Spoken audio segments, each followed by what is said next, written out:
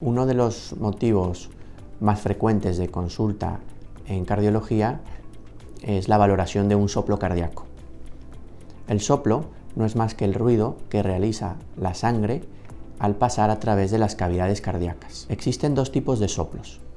El primer tipo de soplo es el soplo funcional o benigno, que vamos a encontrar fundamentalmente en personas sanas, en población sana, que no tiene ningún tipo de afectación cardíaca. Fundamentalmente lo vemos en personas jóvenes y se caracteriza porque al cabo del tiempo, con el paso de los años, desaparece de forma espontánea y no precisa ningún tipo de tratamiento. El segundo tipo de soplo es el soplo que encontramos en pacientes con algún tipo de afectación valvular o afectación del músculo cardíaco, del miocardio.